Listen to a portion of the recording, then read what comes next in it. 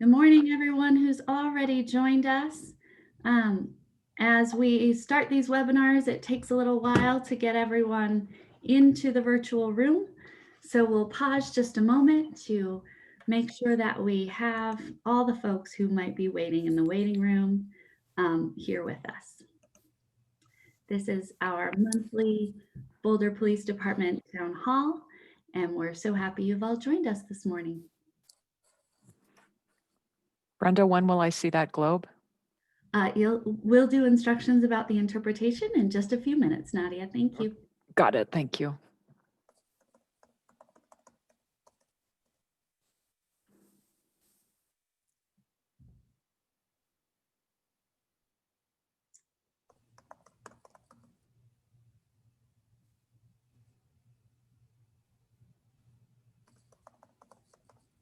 All right.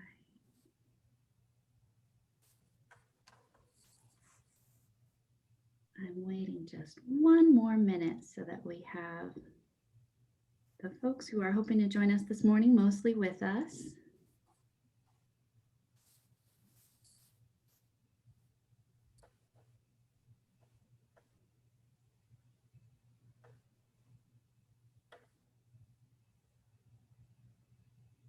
All right. The numbers ticking up on our participant list seems to have slowed a bit.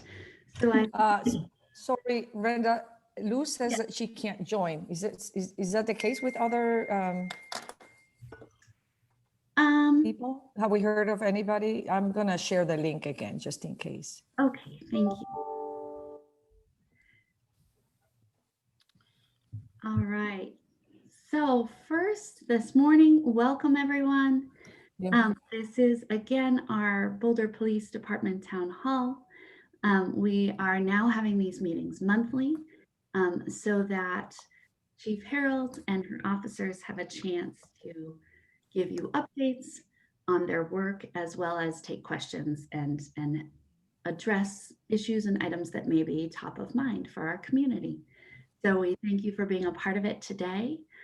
We do still have some folks flowing in, but I want to be sure that we get our language access tools in place. So this meeting this morning is supported by interpretation into Spanish. We have a wonderful interpreter, Marina Lagrave, who's with us this morning. And I am going to pause a moment to give her a moment to interpret what I've said so far.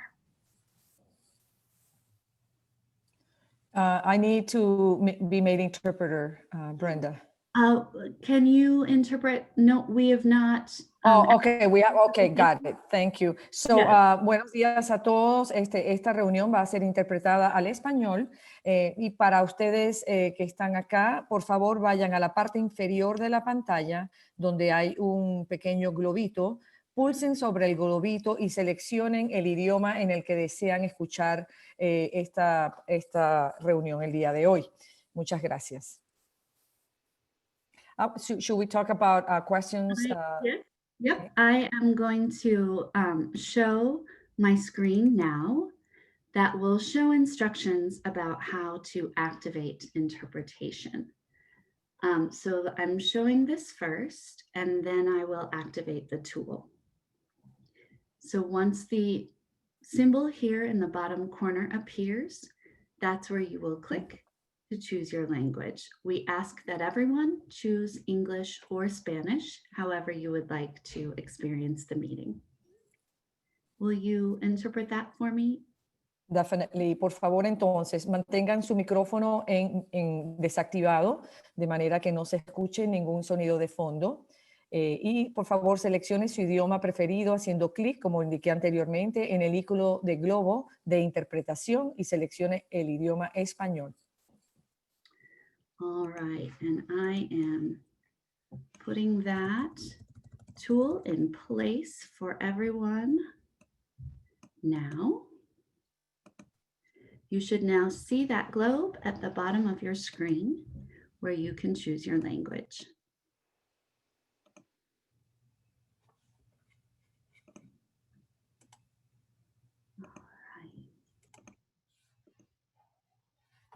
All right. So thank you everyone for joining us this morning.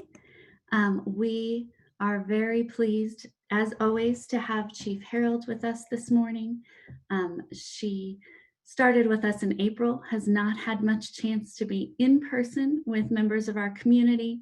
And so we're always glad when she can take time out of her calendar to be with us virtually. So thank you for being here this morning, Chief Harold. Thank you. And joining Chief Harold this morning is Officer Ross Maynard, who is a member of a very important and special team on our police force, which is our homeless outreach team. Officer Maynard works very closely with his partner to build connections with our unhoused population and help take them the next step to the resources that they need. So thank you for being here with us this morning, Officer Maynard. Thank you. Good morning. And I just want to also share that I know that it is a very top of mind issue at the moment, the various ways that we are providing resources for our unhoused neighbors, as well as addressing the ways that they are living outdoors together in groups. And so we'll be talking about that this morning. Many of you have sent in questions that we will be addressing. And we also will be featuring that topic at our city council meeting this week on Tuesday at 6 o'clock. There will be an update on sort of our processes and methods and the various issues and ways of handling them, to check in with city council and hear their thoughts on how we should proceed in 2021. So we invite you to attend that meeting as well. It can be watched on the city's YouTube channel as well as on channel 8. And so we encourage you. You can also go online on the City of Boulder homepage, bouldercolorado.gov, and click on City Council to see the agenda of that meeting and learn more about what will be happening that evening. So with all of that said, we are going to jump straight into the questions that we have received from many of you already. And once we get through those, we will have a chance for additional questions. We invite you, if you have additional questions, to put them in the Q&A box. The Q&A box can be found at the bottom of your screen. If you scroll at the bottom of your screen with your mouse, you'll see a little icon with bubbles and the words Q&A, and questions can be typed there in English or in Spanish. So we will begin with questions, as I mentioned, related to our unhoused neighbors, particularly those who are living outdoors and gathering in encampments in various locations of the city. There's been a lot of different articles written in our various news channels lately that refer to the way that we disband these encampments as either sweeps or cleanups. And so I'm hoping either Chief or Officer Maynard, one of you can address the difference between those terms, the term sweep and the term cleanup. Sure, I'll take that one and then Ross can jump in. To me, a sweep is something that was done as part of policing in the 70s and 80s and early 90s that were very problematic to communities, where police would just invade over a specific crime problem. And pretty much the orders in those days were to arrest as many people as possible and to move people. Most of the times these were done with good intentions, but the connotation of a sweep is something from the historical archives of policing. And my whole career, I've tried to get away from using sweeps or engaging in that type of police behavior because it was devastating for communities, especially communities of color. And so cleanups, in my mind, are absolutely necessary because of the public safety concerns in some of these encampments throughout Boulder. And that if we didn't act on it and clean it up, the community would face serious public safety hazard issues. I don't know if Ross has anything further to add, but yeah, I'd like to get away from sweeps completely. That terminology is not correct in my mind. And I think that generally we like to use the term cleanup versus sweep, specifically because they really are cleanups. The police department does not take the lead role in the removal of encampments because cleaning out encampments isn't actually enforcement of the camping ban. It's enforcement of other city statutes that relate to obstruction of right-of-ways and public spaces and that sort of thing. So a lot of it, I mean, it's entirely health and safety driven. The police department provides security to the contractors that are employed by other departments.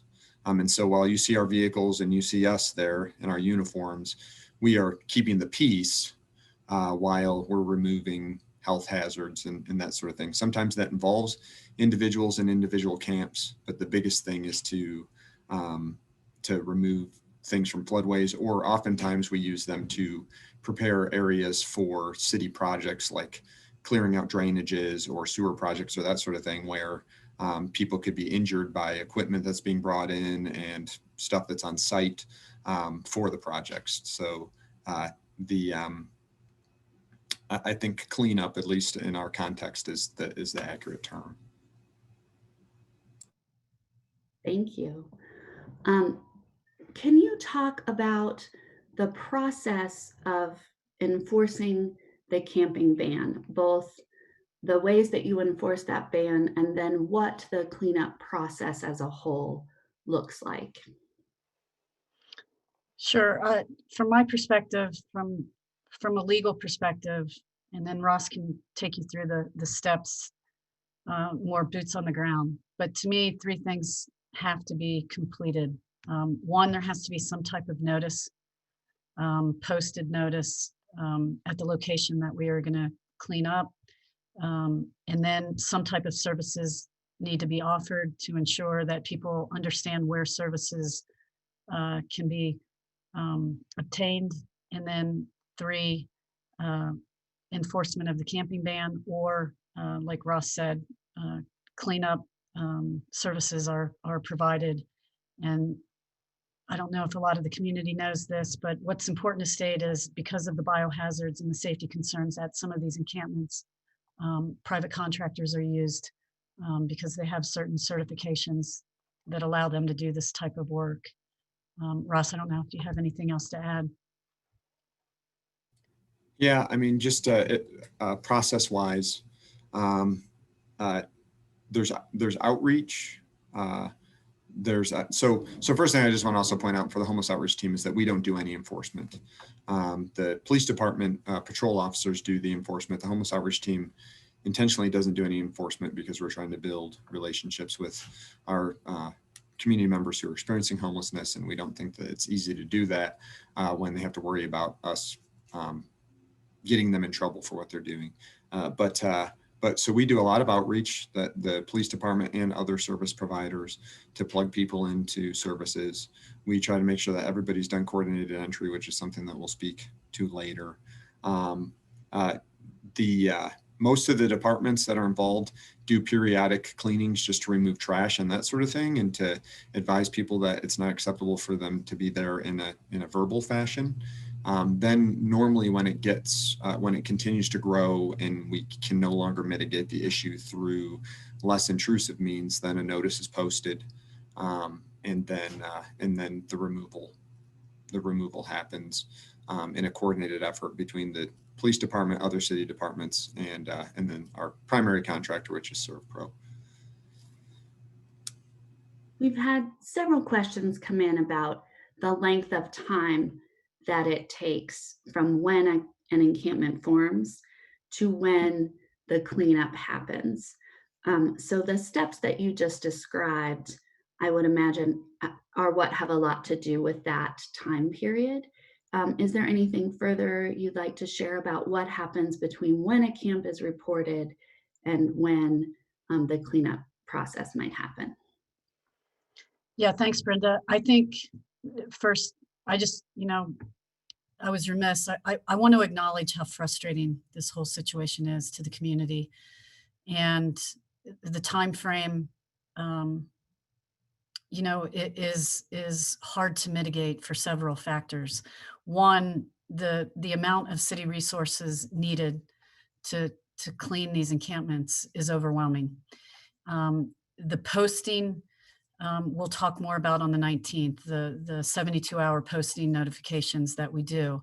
And there's good reason for the 72 hours, and a lot of that has to do with case law and recent decisions coming out of Denver.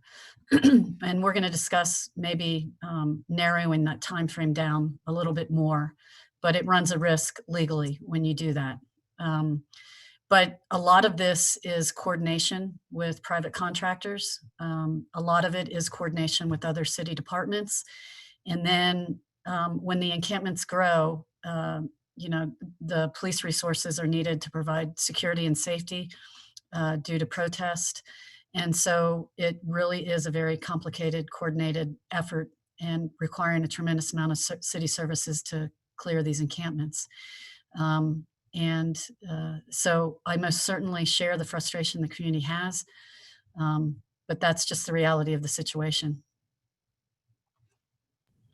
And I would weigh in that, first of all, I mean, one of the reasons we're having the city council meeting is to just try and strategize and get better ideas and better direction and that sort of thing, because we know that our current process isn't perfect. So we're aware of that. We don't think that we're, doing everything 100% perfect. And so there's things that can be adjusted, but there are legal frameworks and there are timelines and there are resources that sometimes affect these. One of the other things that I think that I'd like to put forward is that because we're trying to figure out more solutions, and because a lot of this is moving around the same people again and again and again who are disengaged from resources and that sort of thing, sometimes what happens is the police department clears an area in conjunction with parks or utilities or transportation, that sort of thing. And then someone else sees that area is clear and they move into it. So what feels like a super persistent campsite is a super persistent camping issue, but it's not the same people who are there all at the same time consistently. They may have been removed and someone new has come in and set up in there. And so while I say I know that's not perfect, but sometimes there's just very short gaps between the occupation of areas that people are camping. And so it feels like the camp has persisted for an extraordinary amount of time, but it's actually many different people for various lengths of time. Generally speaking, larger camps take longer to coordinate. So if they grow quickly, it's going to take the police department and the city departments longer to get to them. Smaller camps sometimes can be moved faster, but we're also trying to make sure that everybody knows that they can't be there. Everybody knows what the services are. Ample outreach has been provided, because we don't want to be the subject of a civil rights case as a result of things that we do. We want to give people options and opportunities. Thank you. While we're talking about resources, can you share the resources that are available for our unhoused neighbors, Officer Maynard? So I guess I'll preface all of this with the fact that there are a plethora of resources available within the city and the county for people experiencing homelessness. And so I'm only going to be able to give you a little look into some of the more major services that are provided. If you want to Google the City of Boulder's homeless dashboard, you can see more related to our overall operations when it comes to the unhoused. But when you hear all these and it seems like it's overwhelming and confusing and you think, how could anyone possibly be able to connect with all these? That's why we have coordinated entry. It is one phone call that can connect you with all of these services. So homeless folks don't need to have the knowledge that I have in order to be able to take advantage of our services. But some of our services include everybody knows about the Boulder Shelter for the Homeless, which provides housing-focused shelter, severe weather shelter, permanent supportive housing, scattered site housing. They have some day services in the morning for food and showers and etc. We have Bridge House, which is largely a private organization that has a ready to work program. So if you are unhoused, but you want to work, they can help get you into working and into sustainable housing. They provide food resources and other things. We have the Lodge, which is nightly sheltering for women, transgender and non-binary individuals, as well as navigation services. Attention Homes is an age-old, kind of Boulder unique service that is just primarily for youth, which includes night shelter, day shelter, permanent housing, and other development resources. Emergency Family Assistance Association is for providing services to families. Harvest to Hope is lunches and also food assistance. So people who are more marginally housed, living on the margins, can get groceries and that sort of thing. We have multiple coordinated faith-based services which provide meals, clothing, healthcare. Clinica in town provides medical care. MHP has psychological services, and then we have tons of outreach. So if you wonder, well, what if these people can't get to the services? Most of those organizations have outreach. The police department obviously has HOT. Clinica does street medicine. The Boulder County AIDS Project provides all kinds of outreach. The police department has an in-house program that's actually transferring to Housing and Human Services right now, which is EDGE, which is mental health clinicians who go out with police officers. We have a new program that's starting, which is called Be There.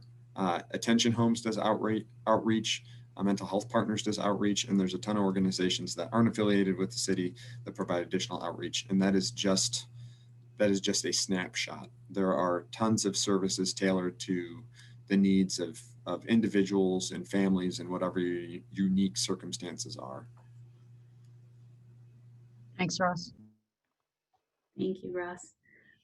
Along with that, we did have a question come into the Q&A box that we thought was relevant to this particular topic, which is about interpretation services. I think realizing that we have interpretation often now for city meetings, there's a question about what types of language access support are provided for our unhoused neighbors.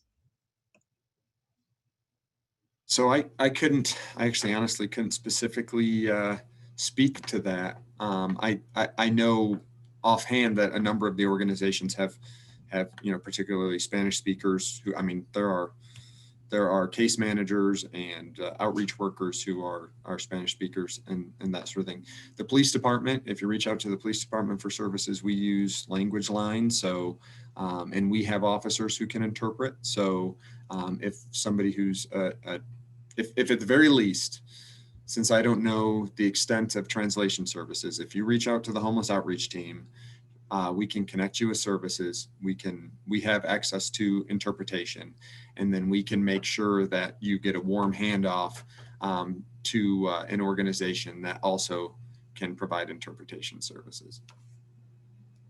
Thank you. And for either of you, can you explain how we are following the current CDC Center for Disease Control guidelines when it comes to encampments in COVID? Yeah, and I'm sure Ross has a lot of information on this, but to me, we are following the CDC guidelines specifically because we have services to offer and sheltering to offer when we do the cleanups. And so I've read the CDC recommendations numerous times, and I feel we are in complete compliance because of all the services that we have available and all the sheltering beds that are available to persons. And I think the guidelines were pretty clear on that, that they didn't want huge encampments cleaned if there were no other services that could be provided by the city. So I've heard this argument numerous times. It just does not apply to Boulder at all. Yeah, and I'll second that. I know that the guidance on encampments, which is essentially a paragraph and a 5-page document, if taken by itself, makes it seem as though there may be concerns with us clearing encampments, but if you follow the overall guidance of the CDC guidance on unsheltered homelessness and coronavirus disease for homeless service providers and local officials, I think that the city does an excellent job of maintaining compliance with the CDC guidelines. And if anybody would like to talk to me about that further after this, I would love to explain that further, but I would agree. Thank you. I want to point out that Dion Waugh, our public information officer for the police department, has put the link for the homelessness services dashboard in the chat. So if anyone is interested in learning more, that's one place to go.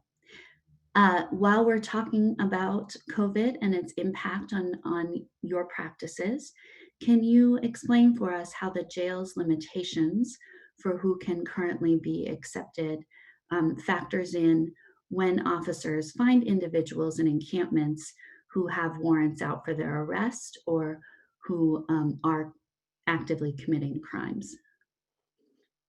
Yeah, I know Ross has a lot on this, but I'll just say this, that on the 19th, we will be presenting a lot of data that has to do with the jail closures, but more importantly, almost all services have been impacted by COVID-19. And so if you talk about mental health services, end of services after jail, the court services have been completely impacted by COVID. And so the court system, the jail system, officers are not even things that would never happen during normal times. They're issuing citations for felonies. They're issuing citations when people are found to have stolen cars.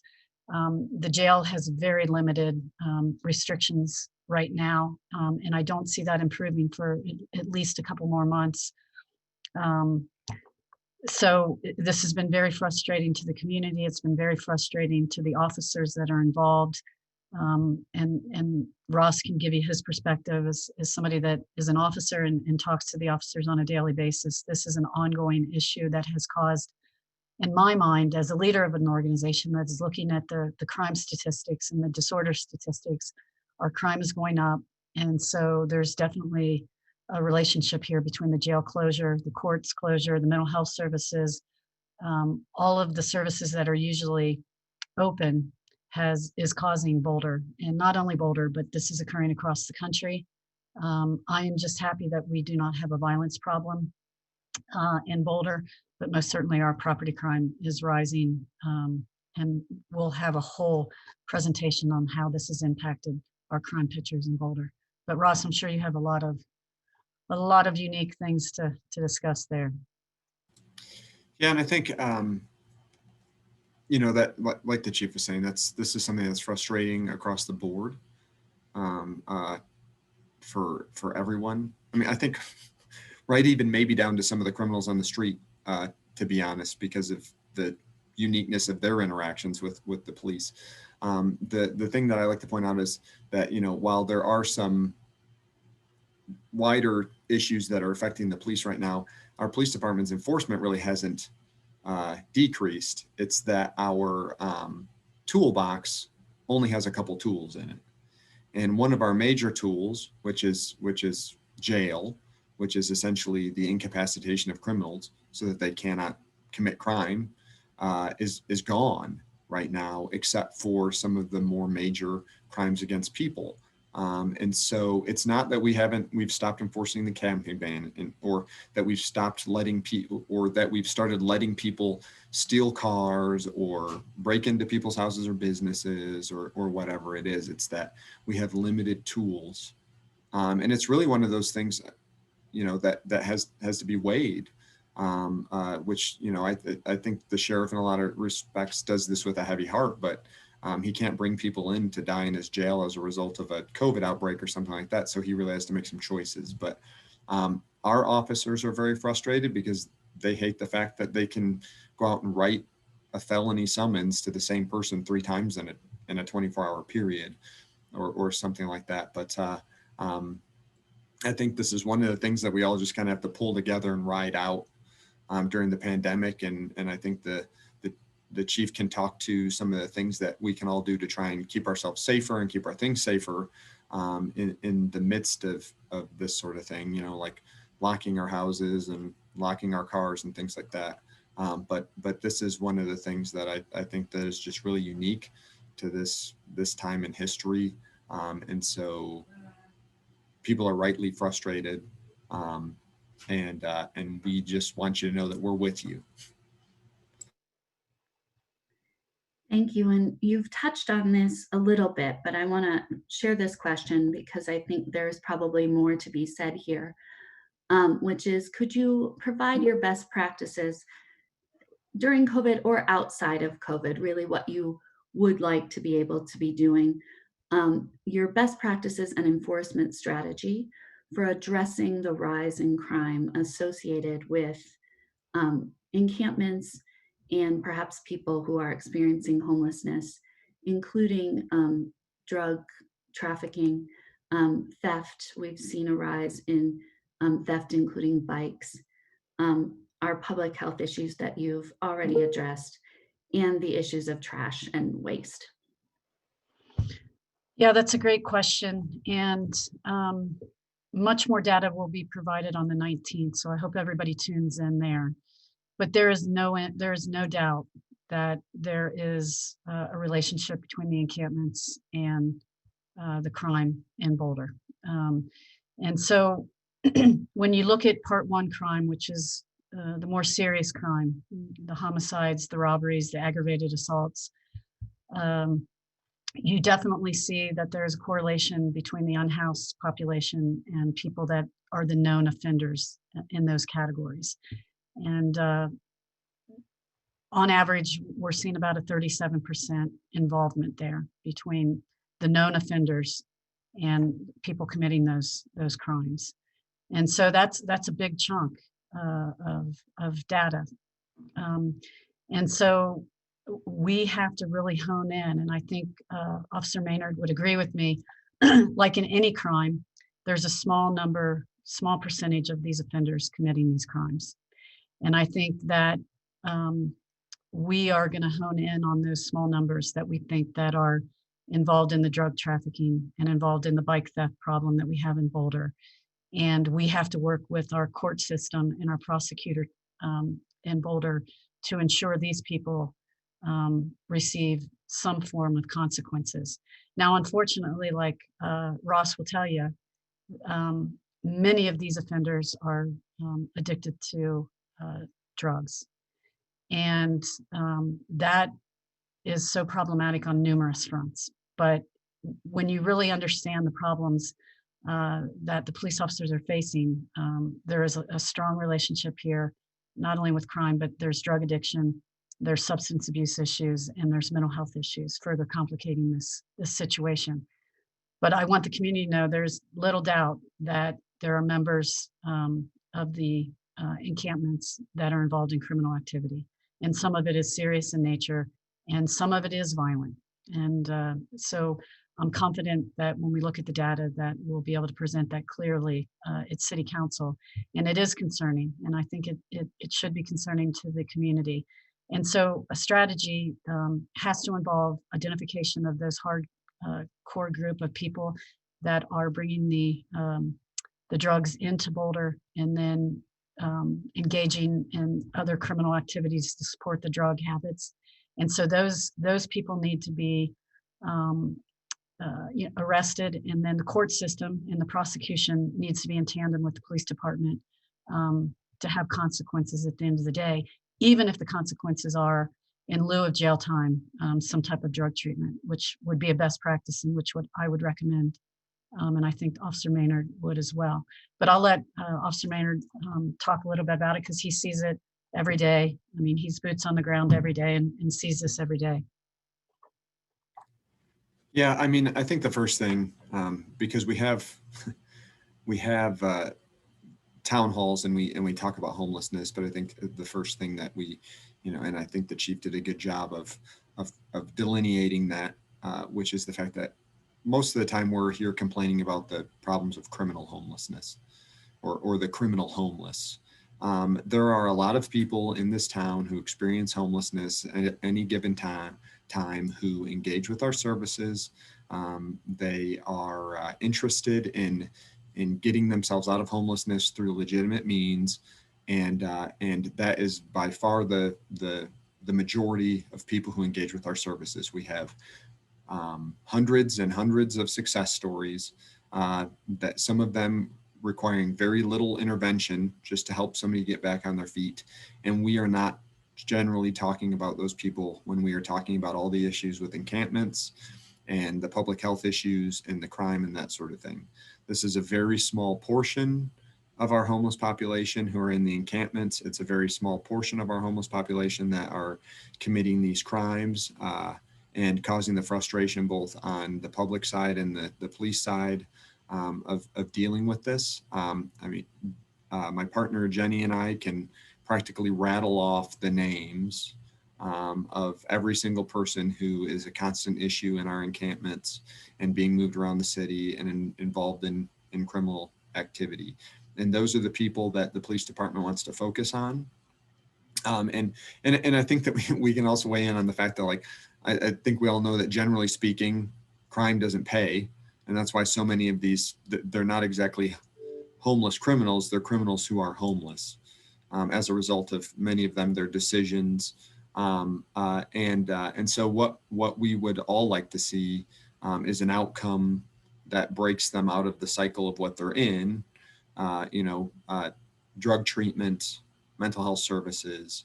But to be honest, I believe that for this very small group of people, it is going to require a criminal justice intervention to get them into mental health services or drug treatment, because they have no reason to take the personal initiative to engage in those services on their own. And I promise you, we have tried hundreds and hundreds and hundreds of times with many of them to get them to go the route of voluntarily engaging in services, and they do not want to. And I understand that how addiction complicates that, but I think that a criminal justice response will probably be the best way to do that. And I think that the chief will have a lot more to bring back on that after this council meeting. But just in my experience, as somebody who genuinely, we are not jackbooted thugs. We generally care about these people, every single one of them, even the criminals.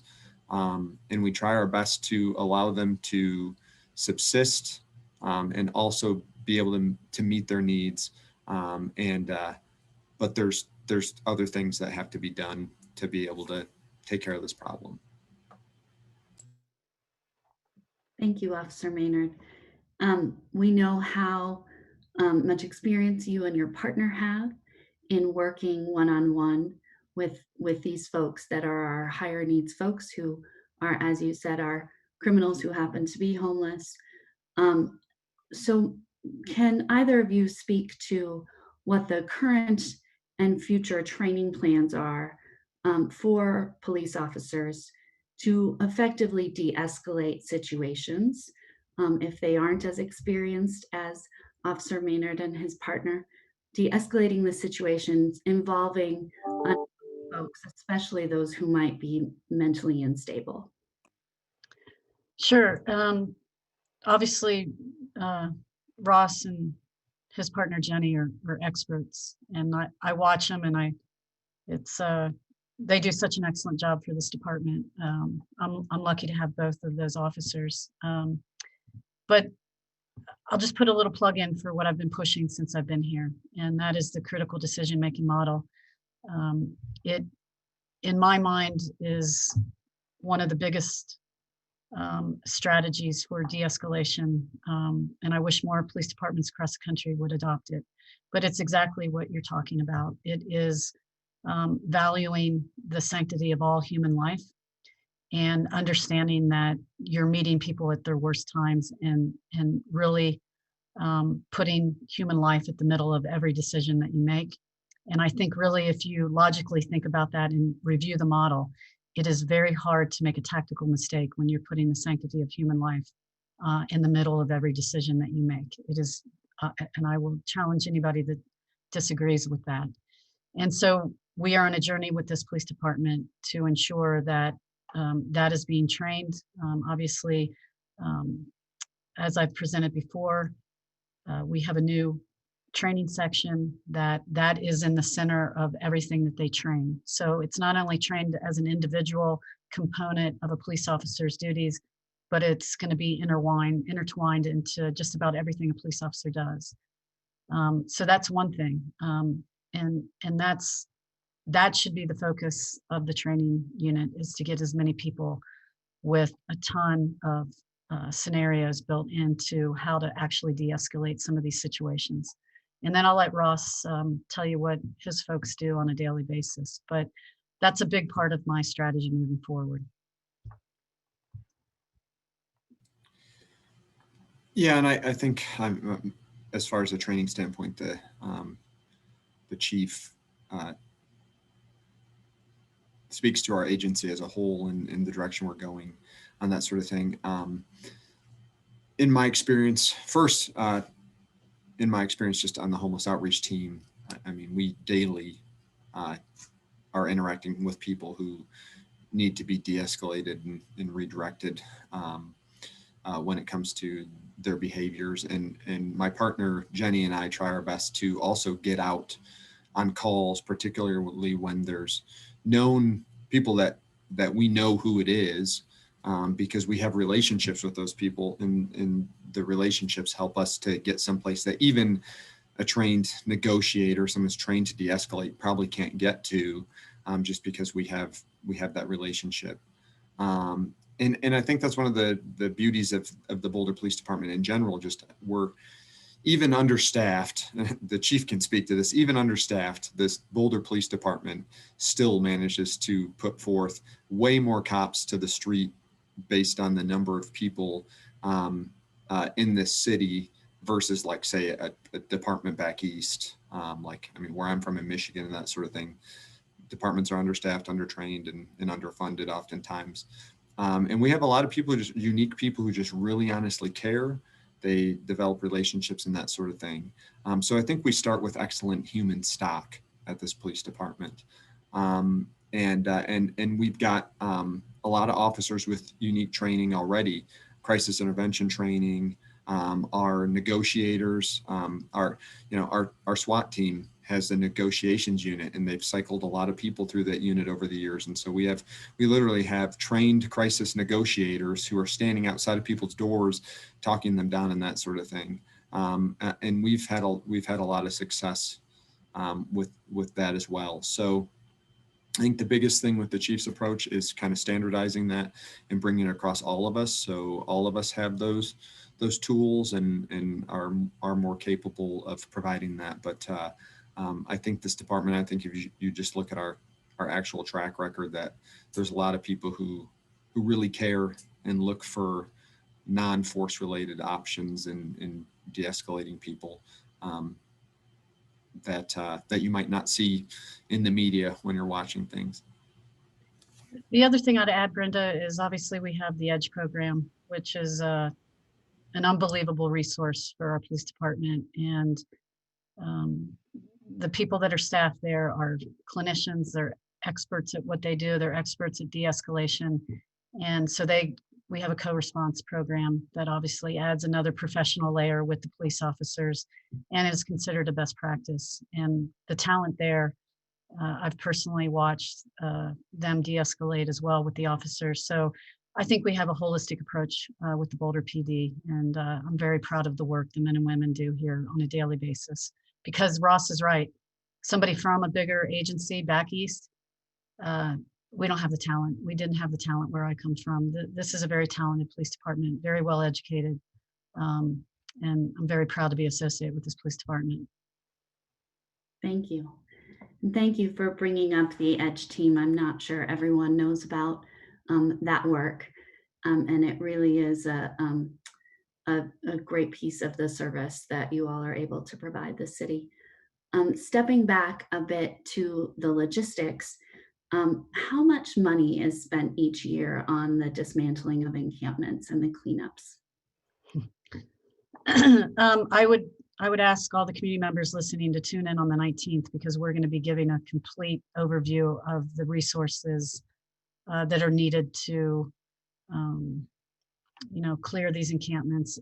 I just want everybody to understand that this is a multi-city response to issues that do create community harm. So the resources that are being utilized are very high.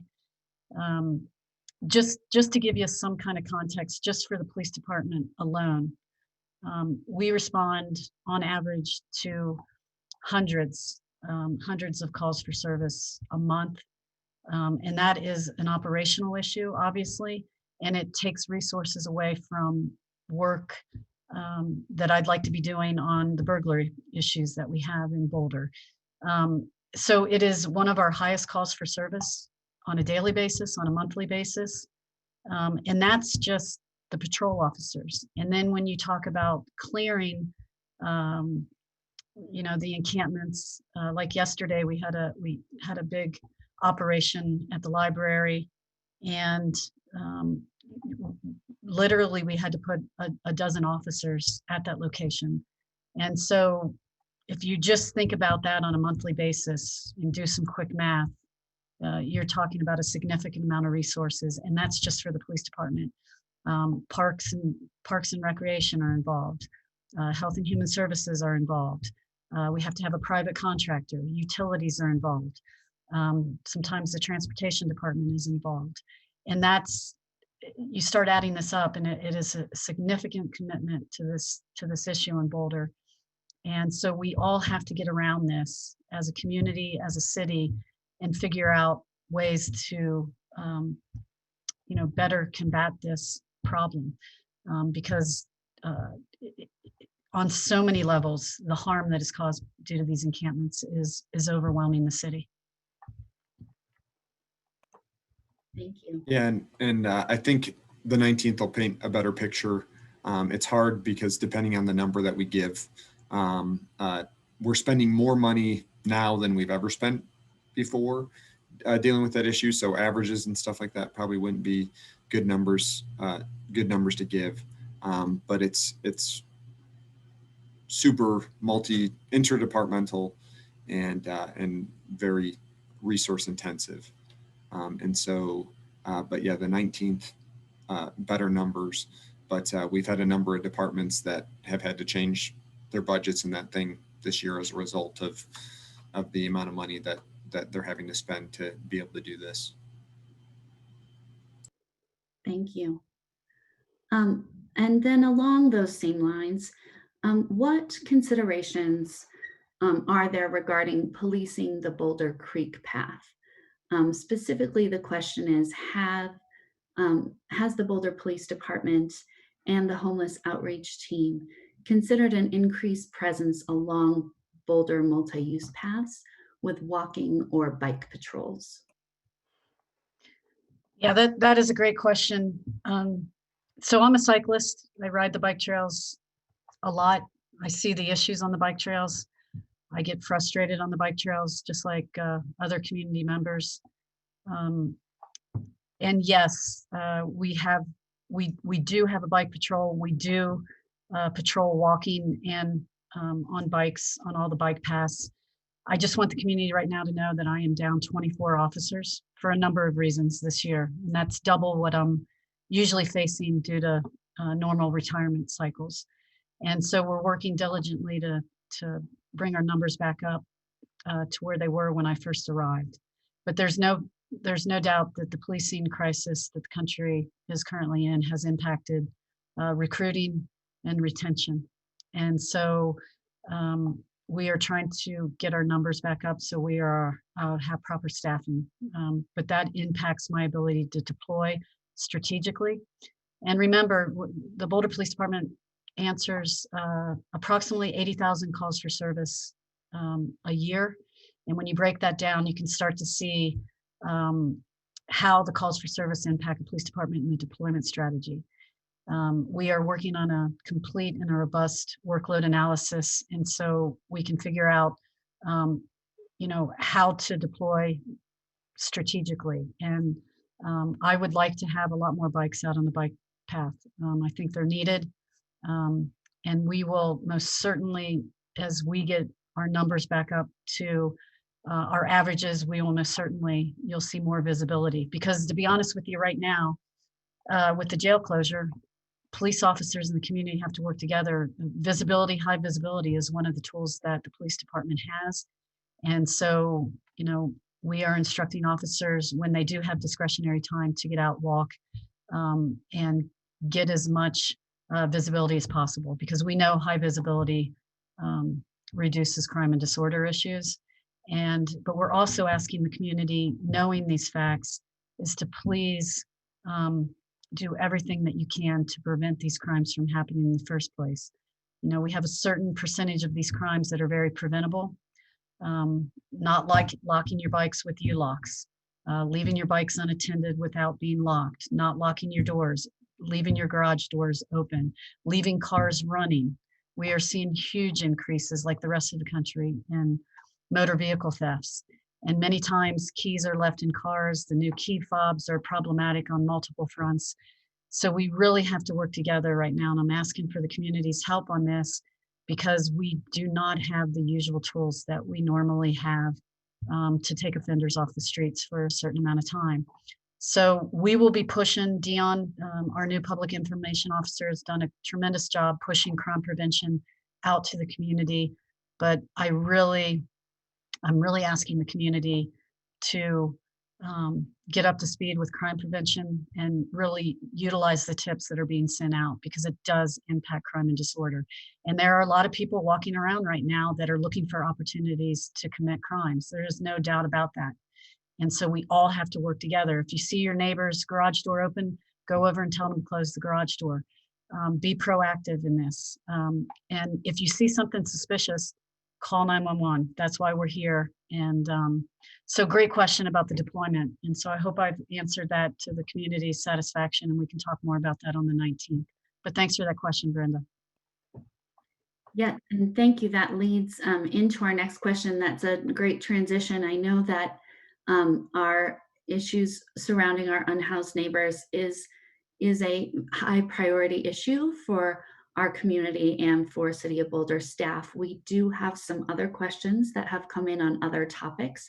So I think that's a great transition, Chief, into this next question, which is specifically about stolen catalytic converters.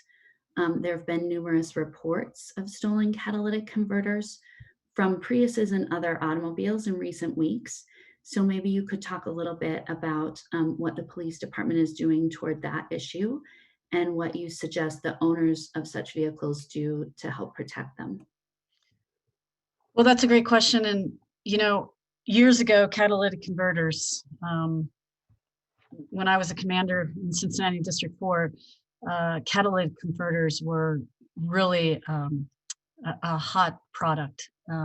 People were stealing them because they're very easy to get. It takes a tool to roll underneath the car, cut it off, and obviously the metal that is involved in the building of a catalytic converter is very pricey depending on how the metal market is going. And so it usually follows that metal market. But for years, we've kind of gotten away from the issue of people stealing the catalytic converters, and that's back. I'm noticing that as an uptick, not only in Boulder, but Colorado as well. And so again, this is crime prevention and understanding what people do and how they do this, so we get called upon it. But I know we have an issue. I've seen an increase in this, but really the crime happens so quickly. And usually you'll see people getting under somebody's car with a small tool, and they cut off the catalytic converter, it drops, and they're on their way. It probably takes less than 20 seconds to commit this crime. And so again, I ask the community, if they see people getting under cars, doesn't look right, doesn't feel right, to call the police. And we are actually putting crime bulletins out on that, so the police department knows where these are occurring. They usually happen in large parking lots that don't get a lot of foot traffic. So it's something the community needs to be on the lookout for as our cops. And I'm sure Ross probably sees this as well as he's out. Ross, do you have anything further on that?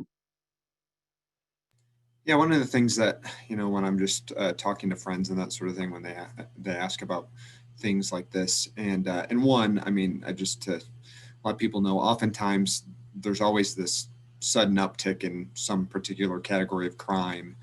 before the police department's able to turn around and get on it, because it takes us a minute to recognize the trend, deploy the resources and that sort of thing to be able to deal with it. But I can't necessarily speak to other agencies, but I can speak to the Boulder Police Department when I say that I know that sometimes people have qualms about when they see something suspicious, calling it in. They don't want to be profiling their neighbors, that sort of thing. And I would ask that you use, common sense and discretion before you necessarily pick up the phone. Ask yourself what is making you suspicious and that sort of thing. But we have competent, well-trained officers who can be relied upon to treat people with respect and act professional when they deal with them. And so if you are in an area where there's a sudden uptick, particularly in catalytic converter thefts or something like that, and you see people that you don't recognize moving through your neighborhood, it's completely acceptable to call the police department and ask us to come into the area to check. Oftentimes it is, more often than not, our greatest tool in being able to solve crimes and catch bad guys is our citizenry, an alert citizenry, who's not only taking steps on their own to try to minimize their exposure to crime, but also just to be paying attention, to know your neighbors and that sort of thing, so that when you see something suspicious, you can call it into us, and then we can get an opportunity to come into the area and talk to people and that sort of thing. Because it's very frustrating to be held accountable as an agency to why you haven't enforced a crime that people haven't reported to you, or people have decided not to call because they're busy or whatnot, when actually incredibly good leads could have been developed as a result of people paying attention. We have 5 patrol districts in the city, and there are times when we cannot field enough officers to handle all of the criminal reports and that sort of thing, and also have them out proactively patrolling. But we might be able to get an officer into that area from another district or a traffic car or something like that to check that area out if we know that something's going on at that very point in time. So there are other things we do proactively, but it's always nice. We get these emails from angry people later who are like, this, and this. And then we go back to look and we're like, they never told us any of that stuff at the time. And we really want to be able to help you and make a difference. But we also need you to help us out. Brenda Ross brings up a really good point. And so I'm a big data person. I believe in data, and I believe in, through data, we can, especially if we have real-time data, we can really respond accordingly to issues the community has. But if the community doesn't call, I don't get that call for service data point. If the community doesn't report it, I don't get that report that eventually turns into a series or a pattern of crime. And so I encourage, when you see something that just doesn't look right, it doesn't feel right, and you can explain behaviors. Like, I see a guy rolling on a platform underneath a car, and he has something in his hand. That's a good behavior to call the police about. And then if nothing else, it provides me a data point where I can deploy officers into that area when we have problems. So, and we will continue to push this information out to the community. But excellent question. Thanks for asking that, Brenda. Thank you. We do just have 2 minutes left of our time this morning, and I want to get one last question out. It's been a volatile and difficult week nationally, and there's been a lot of security issues, of course, in Washington, but there also have been reports that those types of issues could be spreading across the country as we head toward the inauguration next week. So maybe, Chief, you could talk just for a moment about what types of preparations we're making here in Boulder to make sure that our community is safe from now through the inauguration. Yeah, great question, Brenda. And I am so saddened by the events that happened in DC, and it's tragic. I never thought that I would see anything like this in my lifetime. But I can tell you that we have an intelligence officer that works daily with our federal resources. We do have intelligence that we may have problems at our Capitol. We have no current intelligence right now that we have issues in Boulder. However, we are lucky in Boulder to have a very talented SWAT team with all necessary tools to combat any type of protest, violent protest that we would have. And we have, right now, we have been working on this since the DC incident, and we have contingency plans if we did have trouble in Boulder. And I am confident in the SWAT team and the officers here in Boulder. We also have MOUs throughout the county and the region that if we would have problems in Boulder, we would get a robust response. And the Chiefs Association, I talk with the county on a regular basis. I am confident that we will not have any issues in Boulder. And if we did, we would have the resources and the technology and the tools and the resources to combat any insurgency that we would have here or any issues that we have here. But I do think people, again, I'm asking that people that if they see things that are suspicious, that don't look right, please call the police, because we have trained people to combat these issues. And I just like to say before we end, and Brenda, I don't know if you were going to ask another question, but I just want the community to know that the police department is just as frustrated with these issues that are occurring in Boulder as it relates to these encampments, and that we are doing everything that we can to impact this in a positive way. I want everybody to tune in on the 19th, because we'll have a whole city presentation on how this is impacting Boulder. And I want everybody to know the police department is actively engaged and really working hard to solve some of these issues. And so I appreciate the community's attention. I will continue to have these until I can get out in front of people. But I just want to thank Ross. I want to thank everybody that was involved in this. And I appreciate it. Brenda, thank you so much. I don't know if you have any closing words, but I just want to thank the community for their patience. And I understand the frustrations wholeheartedly. Yes, I just wanted to thank everyone who joined us this morning. We will be hosting these at different times of day once a month, so be on the lookout for the next. I think we're trying to stick to the second Thursdays, but trying to change up the time so that it is convenient for different folks. Again, thank you for being here, for participating in the Q&A box. Obviously, we can never get to all of the questions, and we encourage you to send in your questions between now and the middle of February, because that's really what helps us know what's on your mind and what types of topics we can address. So we look forward to you participating with us next time. And thank you so much. Have a wonderful day.